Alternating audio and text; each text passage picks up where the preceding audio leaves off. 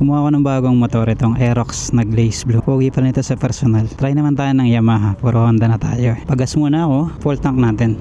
Abot tayo ng ulan, pero mukhang ambon lang naman. Iba yung riding posture nitong Aerox. Mababa yung handlebar niya. Sa power naman, hindi nagkakalayo sa stock ng ADV. Yung all stock na CVT. Medyo delay yung piga. Preno, sakto lang. Dito pa palapatin ng preno bago kumagat ng malakas to.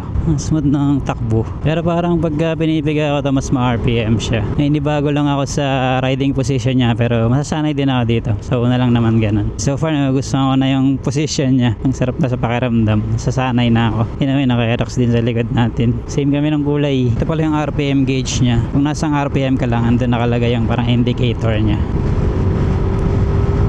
Tingnan natin. Oh, maganda ang RPM, walang drop. Diretso yung speed. Ayan ah.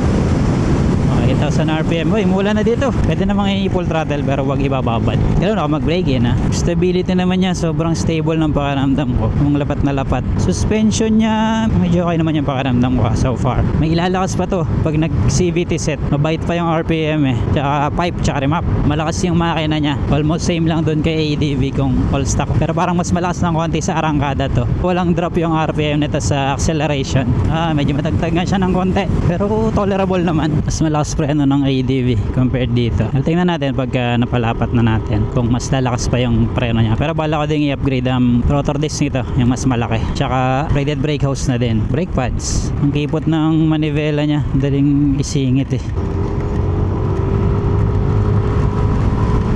Maganda siya i-overtake ko. Walang RPM drop, hindi ka guys sa all stock ng ADV. May RPM drop sa gitna. Kahit click eh, may RPM drop sa gitna pag na-overtake. Gusto ko yung tono nito sa panggilid na stock. Pero pwede pa nating mas palakasin ito. So far, satisfied ako sa all stock na settings niya ngayon. Side mirror, okay din, malaki. Kitang-kita ko yung likod. In-adjust ko lang syempre. Yung pinagas ko pala kanina, sinakto ko lang ng 400. Halos puno na rin naman. Ito tayo ng konti.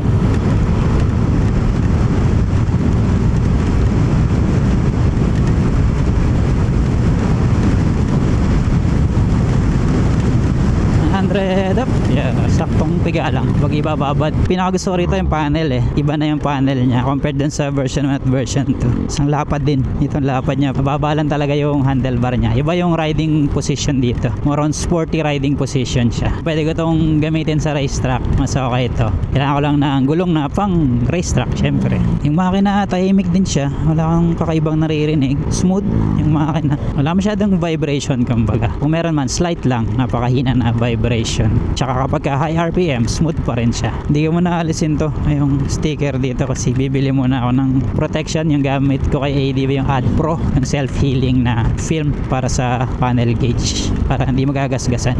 Ang info lang naman dyan, speedometer, mileage, fuel gauge, tapos time, RPM gauge. Yan lang naman. Yung sa gilid naman wala namang naharangan. Legroom niya maliit lang given na yung design nga nito, sporty yung design. Ganda siguro ito pag i-modify yung upuan ng konti or yung racing seat. Sakto lang yung upuan, hindi siya kalambutan, di rin katigasan. Medyo firm siya ng konti. Pero okay naman, di man ako na nangalay agad. Hindi ko lang napabago yung tire pressure nito kasi wala silang tire pressure gauge. Hindi ko alam ang tire pressure nito, check na lang natin mamaya pag uwi ko. Ayan na, medyo matagtag.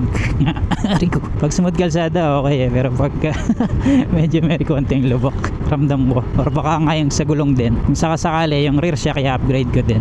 Inisip ko yung KYB. Okay na raw yun eh. Medyo nag-improve na pagkaya. Subukan natin. Pwede man ako mag-try na iba kung di ako masatisfied. Yung muna subukan ko yung KYB na rear shock. Yung pang SP. Panibago talaga yan. Tahimik eh. Yun naman talaga pagka mga stock na motor. Tahimik lang yung stock pipe. Medyo lumabas na yung araw oh. Pero baka diretso na ako sa bahay nito. Sana lang natin gamitin to sa Aerox pagka mayroon na siyang race-through. So far nag-enjoy ako gamitin siya. Yung first ride natin kay Aerox. Sarap niya gamitin. Abangan nyo na lang yung mga future vlogs ko dito kay Aerox. Sala natin ng mga parts. Tapos lalong ride din namin to syempre ni Javier. Pag may papel na, i-break-in ride namin. Ang ganda ng RPM. Yan pinakagusto ko dito. Walang bitin sa mid. Nakausap ko din pala yung mga mechanics doon sa kinuhaan ko na kasa, Yamaha Gwanson sa Mabiga. Yan ako sa nila kung okay lang picturean ko yung shop manual para makita ko yung mga torque specs ni Aerox, tapos yung mga sa maintenance. Okay lang naman daw. Sabi ko, balikan ko na lang next time. Picturean ko para pagkakakalikutin na natin si Aerox. Standard yung magiging paggawa natin.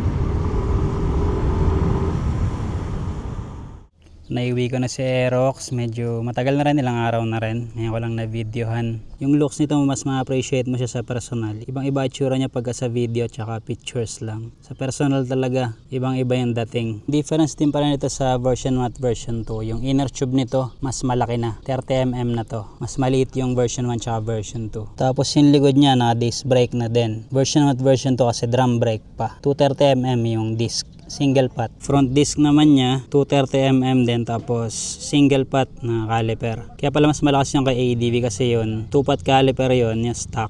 Tapos 240mm yung front disc. Kaya mas malakas yung braking power sa harap na ADV compared kay Aerox sa experience ko. Yun lang naman yung difference niya sa V1 tsaka V2. Yung panel nga iba na. Fairings iba na rin yung itsura. Gulong same pa rin. 140/70 tapos 110/80 sa harap.